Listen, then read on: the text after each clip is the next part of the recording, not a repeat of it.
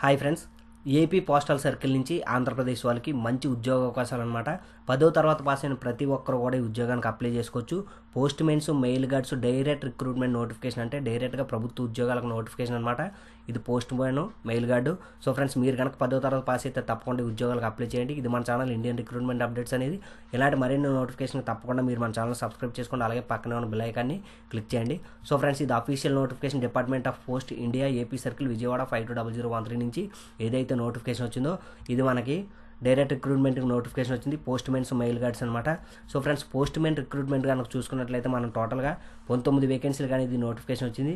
ఈ 19 వేకెన్సీలు విజయవాడ, కర్నూలు, విశాఖపట్నం డిస్టిక్లకు వచ్చిందనమాట. విజయవాడలో భీమవరం ఎస్సీలో ఒకే వేకెన్సీ ఉంది పోస్ట్ మెన్. అలాగే ఏలూరు అన్రిజర్వ్డ్లో ఒకటి, ఎస్సీలో ఒకటి, గుడివాడలో అన్రిజర్వ్డ్లో ఒకటి, ఎస్సీలో ఒకటి, ఓబీసీలో ఒకటి, గుంటూరులో 2 వేకెన్సీలు, అలాగే విజయవాడలో 1 వేకెన్సీ అన్రిజర్వ్డ్ ఉంది. సో ఫ్రెండ్స్, ఏవైతే పోస్ట్ మెన్ వేకెన్సీలు 3 డిస్టిక్లకి ఉన్నాయో, అలాగే ఎస్సీ, ఎస్టీ, ఓబీసీలో ఏవైతే క్యాస్ట్లో ఉన్నాయో తప్పకుండా వాటికి మాత్రం ఆ క్యాస్ట్ వాళ్ళు మాత్రమే అప్లై చేసుకోవాలి. అలాగే అన్రిజర్వ్డ్లో ఏవైతే వేకెన్సీ ఉన్నాయో, ఇప్పుడు చూడండి గుంటూరులో 2 వేకెన్సీలు ఉన్నాయి కదా అన్రిజర్వ్డ్లో. ఈ 2 వేకెన్సీలకి గుంటూరులో ఉన్న ప్రతి ఒక్కరు కూడా ఏ క్యాస్ట్తో సంబంధం లేదు. ఎస్సీ, ఎస్టీ, ఓబీసీ వాళ్ళు ఎవరైనా సరే ఈ 2 వేకెన్సీలకి పోస్ట్ మెన్కి అప్లై చేసుకొని, గుంటూరులో ఉన్న ప్రతి ఒక్కరు కూడా ఈ 2 వేకెన్సీలకి అప్లై చేసుకొని మీరు ఎగ్జామ్కి ప్రిపేర్ అవ్వాల్సి ఉంటుంది. సో ఫ్రెండ్స్, అదేవిధంగా కర్నూలు, విశాఖపట్నం టోటల్గా చూసుకున్నట్లయితే 19 వేకెన్సీలు అనేది పోస్ట్ మెన్ వేకెన్సీలకి. అలాగే మెయిల్ గార్డ్ వచ్చేసి కర్నూలు, ఆర్ఎంఎస్, టీపీడిఎన్ తిరుపతి నుంచి నోటిఫికేషన్ అనమాట. ఇది అన్రిజర్వ్డ్ ఒకటి, ఎస్సీ ఒకటి, ఎస్టీ ఒకటి, టోటల్గా 3 వేకెన్సీలు కానీ ఇది నోటిఫికేషన్ వచ్చింది.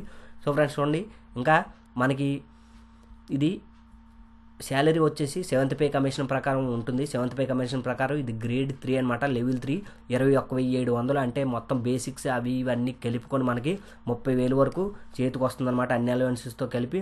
మనకి ఏజ్ విషయానికి వచ్చినట్లయితే 18 సంవత్సరాల నుంచి 27 సంవత్సరాల మధ్యలో ఉన్న ప్రతి ఒక్కరు కూడా అప్లై చేసుకోవచ్చు. మీ ఏజ్ అనేది 27 సంవత్సరాల కన్నా ఎక్కువ ఉంటే SC, ST 5 years, OBC 3 years, ex service men 3 years వరకు ఏజ్ రిలాక్సేషన్ కూడా ఉంటుంది. సో ఫ్రెండ్స్, ఇంకా ఎక్స్ సర్వీస్ మెన్ కంటే సర్వీస్ గవర్నమెంట్ ఎంప్లాయీస్కి ఇంకా కొన్ని పద్ధతుల్లో కూడా ఏజ్ రిలాక్సేషన్ అనేది ఉంది. దాని ద్వారా క్లియర్గా పీడిఎఫ్లో మీరు చూడగలరు. అలాగే జనరల్ కేటగిరీలో ఉన్న 18 నుంచి 27 సంవత్సరాల వరకు కూడా ఎప్పటికీ ఏజ్ క్యాలిక్యులేట్ చేసుకోవాలంటే ఈ ఎగ్జామ్ లాస్ట్ డేట్ 28/2/2019 అనమాట.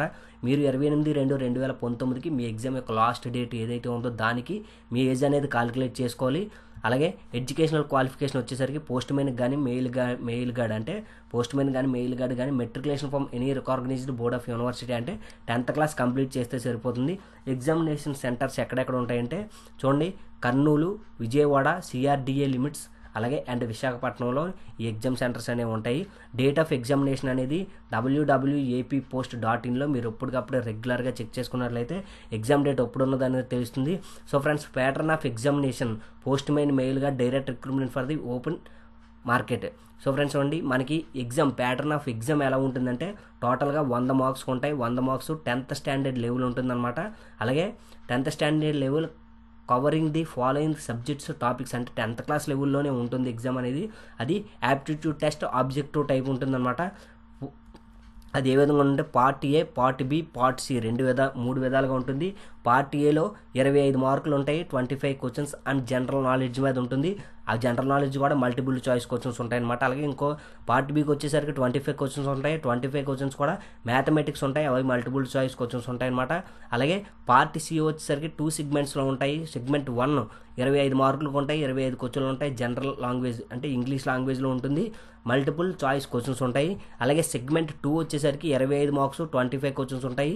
తెలుగు లాంగ్వేజ్ ఉంటుంది, మల్టిపుల్ చాయిస్ క్వశ్చన్స్ ఉంటాయి అనమాట. సో ఫ్రెండ్స్, ఇది టోటల్గా మనం చూసుకున్నట్లయితే 120 మార్క్స్ అనేది ఎగ్జామ్ ఉంటుంది. క్వాలిఫైయింగ్ మార్క్స్ అంటే ఏ కేటగిరీలు వాళ్ళు ఎన్ని మార్క్స్ సంపాదించుకుంటే మీరు క్వాలిఫై అవుతారు అన్నది. పార్ట్ ఏ, పార్ట్ బి వచ్చేసి మ్యాక్సిమం 10 మార్కులు ఓబీసీ వాళ్ళకి రావాలి, 8 మార్కులు ఎస్సీ, ఎస్టీ వాళ్ళకి రావాలి, 9 మార్కులు ఓబీసీ వాళ్ళకి రావాలన్నమాట. అలాగే పార్ట్ సి 2 సెగ్మెంట్స్ అంటే సెగ్మెంట్ 1, సెగ్మెంట్ 2 అంటే తెలుగు మీడియం, ఇంగ్లీష్ మీడియం పేపర్లు 2 కలిపి మినిమం 10 మార్కులు ఓసీ వాళ్ళకి, 8 మార్కులు ఎస్సీ, ఎస్టీ వాళ్ళకి, అలాగే 9 మార్కులు ఓబీసీ వాళ్ళకి కూడా రావాలి. టోటల్గా చూసుకున్నట్లయితే మనకి 40 మార్క్స్ ఓసీ వాళ్ళకి, 33 మార్కులు ఎస్సీ, ఎస్టీ వాళ్ళకి, 37 మార్కులు ఓబీసీ వాళ్ళకి. Arrangements to the condition of A and B above పైన చూసుకున్నట్లయితే అన్నిటిని బట్టి మనకి ఆ విధంగా మార్క్స్ అనేది వచ్చినట్లయితే మీరు సెలెక్ట్ అవుతారు. ప్రొబేషన్ పీరియడ్ ఉంటుంది. డైరెక్ట్గా ఉద్యోగానికి ముందు ప్రొబేషన్ పీరియడ్ 2 years ఉంటుంది. 2 years అయిపోయిన తర్వాత మిమ్మల్ని డైరెక్ట్గా ఉద్యోగంలోకి తీసుకోవడం జరుగుతుందన్నమాట.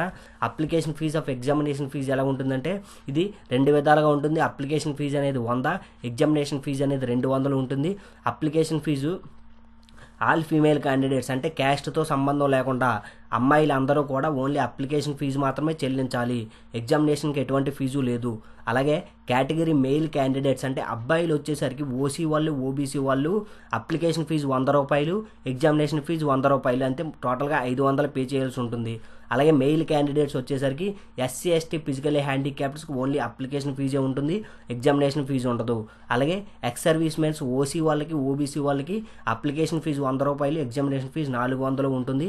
అలాగే ఎక్స్ సర్వీస్ మెన్స్కి వచ్చేసరికి అప్లికేషన్ ఫీజు ఎస్సీ ఎస్టీ వాళ్ళకి మాత్రమే అప్లికేషన్ ఫీజు ఉంటుంది, ఇంక ఎగ్జామినేషన్ ఫీజు ఏమి ఉండదన్నమాట. సో ఫ్రెండ్స్, మీరు ఎట్టి పరిస్థితుల్లోనే ఎగ్జామినేషన్ ఫీజు కనుక కట్టకపోతే మీ అప్లికేషన్ అనేది రిజెక్ట్ చేయడం జరుగుతుంది. అందులో ఎటువంటి మార్పు కూడా లేదు. సో ఫ్రెండ్స్, అదేవిధంగా మనం ఆన్లైన్లో ఏ విధంగా అప్లై చేయాలంటే 3 steps ఉంటాయి. 3 steps మనం ఫాలో అవ్వాలి. ఫస్ట్ స్టెప్ ఏమో మీ యొక్క name, date of birth, community, general, education qualification, mobile number, email ID ఇటువంటివి ఉంటాయన్నమాట. ఫస్ట్ స్టెప్కి వచ్చేసరికి ఫస్ట్ స్టెప్ మొత్తం ఫిలప్ చేయండి. ఫస్ట్ స్టెప్ ఫిలప్ చేశాక సెకండ్ స్టెప్లో వచ్చేసరికి మనకి mode of payment of fee అంటే ఫీజు ఏ విధంగా పే చేయాలి ఉంటుంది. దాని ద్వారా మీరు ఫీజు పే చేస్తారు. In case of non payment of fee application registered will be not considered for the further process. అంటే ఎవరైతే అప్లికేషన్ ఫీజు పే చేయాల్సి ఉండి వాళ్ళు పే చేయలేదో వాళ్ళ అప్లికేషన్ ఫర్దర్ స్టెప్ అనేది వెళ్ళదు అని చెప్తుంది. సో ఫ్రెండ్స్, ఇంకా మీరు ఫొటోస్ వచ్చేసరికి 165x125 పిక్సెల్స్లో ఉండాలి. అది జేపీఈజీ ఫార్మాట్లో మాత్రమే ఉండాలి. 50 KB ఉండాలన్నమాట. ఫోటో 50 KB కన్నా ఎక్కువ ఉండకూడదు. అలాగే సిగ్నేచర్ వచ్చేసరికి 20 KB ఉండాలి. 20 KB అంటే 20 kilobytes అనమాట. 20 KBలో ఉండాలి. మన సిగ్నేచర్ వచ్చేసరికి 80x120 పిక్సెల్స్లో ఉండాలి. ఇది కూడా జేపీఈజీ ఫార్మాట్లో మాత్రమే ఉండాలి. మీరు డైరెక్ట్గా ఫోటోను స్కాన్ చేసి సైజు సెట్ చేయకుండా అప్లోడ్ చేసేస్తే మాత్రం అది తీసుకోదు. అందువల్ల ఈ పిక్సెల్స్ జాగ్రత్తగా చూసుకొని ఎక్కడైతే మీరు ఆన్లైన్లో అప్లై చేయడానికి వెళ్తారో వాళ్ళకి చెప్పండి ఈ పిక్సెల్స్ ఉన్నాయి పీడిఎఫ్లో అని చెప్పి. మీరు ఈ పిక్సెల్స్ ప్రకారం చెప్తే ఈ పిక్సెల్స్ ప్రకారం కట్ చేసి వాళ్ళు స్కాన్ చేసి వాళ్ళు అందులో అప్లోడ్ చేయడం జరుగుతుంది. అప్పుడు అనేది మీ అప్లికేషన్ అనేది యాక్సెప్ట్ అవ్వడం జరుగుతుంది అనమాట. సో ఫ్రెండ్స్, ఇదనమాట నోటిఫికేషన్. ఇంకా జనరల్ కండిషన్స్ ఉన్నాయి. జనరల్ కండిషన్స్ అవి చాలా జాగ్రత్తగా చదవాలి. The candidates required to indicate for the division for the which he see applying for the post man and mail guard only 1 division to be indicated. అంటే మీరు ఏదైతే apply చేస్తున్నారో ఒకే దానికి అప్లై చేయాలి, అదే ఒకే డివిజన్కి అప్లై చేయాలి. అంతకన్నా ఎక్కువ కనుక మీరు అప్లికేషన్ అప్లై చేసినా ఎక్కువసార్లు ఒక్కోదానికి కాకుండా ఇంకో దానికి లోగిన్ అయినా సరే మీ అప్లికేషన్ అనేది రిజెక్ట్ అవుతుంది. Recruitment army postal service. So friends, ఈ విధంగా ఉంటుంది. మీరు జాగ్రత్తగా నోటిఫికేషన్కి సంబంధించి ప్రతిదీ కూడా జనరల్ ఇన్స్ట్రక్షన్స్ అన్ని చాలా జాగ్రత్తగా చదవండి. ఇంపార్టెంట్ డేట్స్ వచ్చేసరికి for primary registration through online. మనకి రిజిస్ట్రేషన్ అనేది ఎప్పటి నుంచి స్టార్ట్ అవుతుందంటే 31/1/2019 తారీఖు నుంచి, అంటే 1వ నెల 31వ తారీఖు నుంచి 2వ నెల 28వ తారీఖు అర్ధరాత్రి 23:59 వరకు మీరు ఆన్లైన్లో అనేది అప్లై చేసుకోవచ్చు.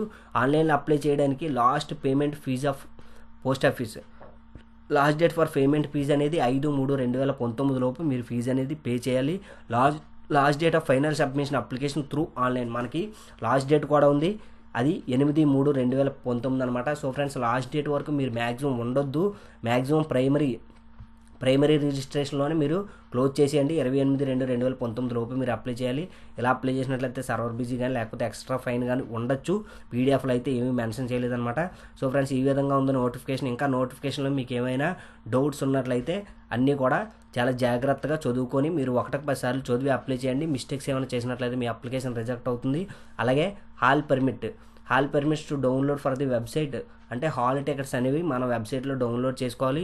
After notification that examination will be website no TADA will be paid for attend for the examination. మీరు ఎగ్జామినేషన్కి ఎవరైతే వస్తారో వాళ్ళకి ట్రావెలింగ్ అలవెన్స్ కానీ డేర్నెస్ అలవెన్స్ కానీ ఎటువంటి అలవెన్స్ కూడా ఇవ్వడం జరగదు అని చెప్తున్నారు. సో ఫ్రెండ్స్, ఇందులో disqualification a person who have entertain the correct of the marriage with person have no spans living. ఇందులో కొన్ని టర్మ్స్ కండిషన్స్ ఉన్నాయి. దీని ప్రకారం కనుక ఎవరైనా మించినట్లయితే దాన్ని తప్పకుండా వాళ్ళనేది అప్లికేషన్ అనేది రిజెక్ట్ చేయబడుతుంది. సో ఫ్రెండ్స్, ఇదన్నమాట నోటిఫికేషన్. ఇలాంటి నోటిఫికేషన్ మీకు ఎన్నో కావాలనుకుంటే తప్పకుండా మీరు మన ఛానల్ ఇండియన్ రిక్రూట్మెంట్ అప్డేట్స్ని సబ్స్క్రైబ్ చేసుకోండి. ఇండియన్ రిక్రూట్మెంట్ అప్డేట్స్లో మెయిన్ ఐటీఐ వాళ్ళ కోసం పెట్టబడింది అనమాట. తప్పకుండా ఐటీఐ చేసిన వాళ్ళు ఉంటే తప్పకుండా మన ఛానల్ సబ్స్క్రైబ్ చేసుకోండి. అలాగే 10th క్లాస్ మీద ఎటువంటి నోటిఫికేషన్ కావాలన్నా తప్పకుండా మీరు మన ఛానల్ని సబ్స్క్రైబ్ చేసుకోండి. Okay friends, thank you for watching. Please subscribe our channel Indian recruitment updates.